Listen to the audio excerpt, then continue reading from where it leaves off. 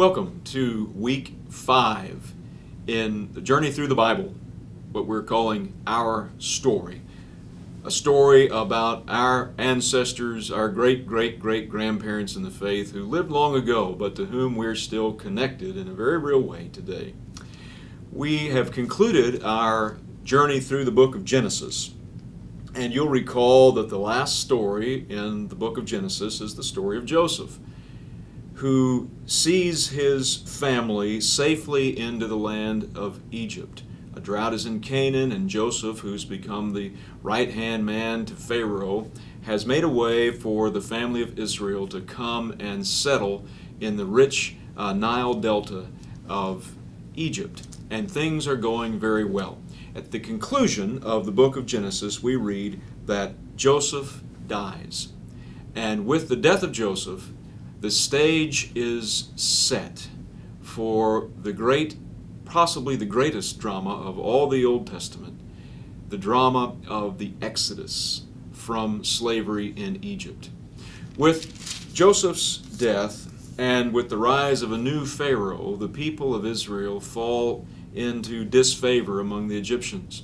They're concerned that the Hebrew people are doing so well and are becoming so large that they might raise an army and overthrow them, and so they make slaves of them. You may remember that the people of Israel were then enslaved in Egypt for some 400 years. They cry out to God, and God hears their cry and promises a deliverer.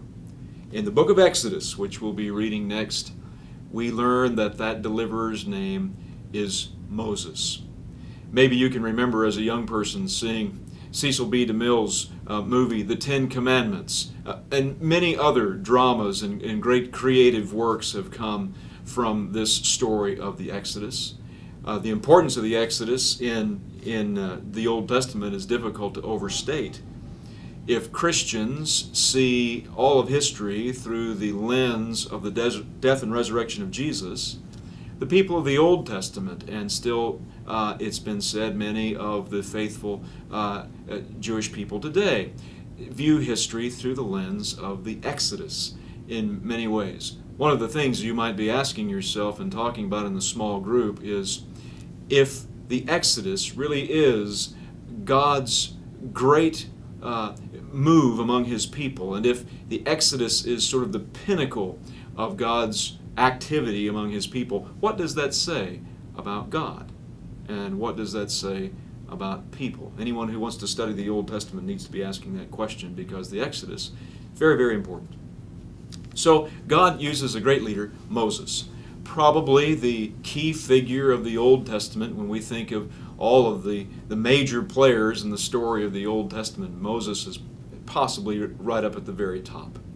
And in chapters 1 and 2 in Exodus, we read about the birth of Moses, and we read about how God is beginning to prepare for this Exodus event. What's fascinating, what I hope you'll see in the story in Exodus chapters 1 and 2, is that really the Exodus event, the parting of the Red Sea and the delivery of the Hebrew people out of slavery, doesn't really begin with Moses. In fact, there are a number of faithful people who precede Moses. And there's a real story, I think, and something to be learned in all of that. You'll meet the Hebrew midwives who were so faithful to fear God and to do what was right, Shiphrah and Puah. You'll meet Jochebed, the mother of Moses, who was so faithful to care for her family, and I suppose she technically obeyed the order of Pharaoh to throw the children into the Nile River, but she made a little life raft for her son first. And you'll meet Miriam, the sister of Moses, and the Pharaoh's daughter, and all of these women who acted very faithfully in the setting in which they found themselves. All of this leads up to Moses and the great parting of the Red Sea and the great Exodus. But as you read about this story, don't miss those other characters, because Moses would never have had his opportunity to part the Red Sea. Moses would never have been able to do what he did if it hadn't been for a line of faithful people who were faithful simply to do the next right thing right where God had them.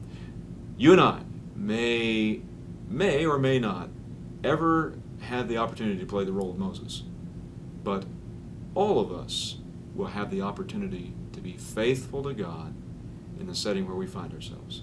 May it be so.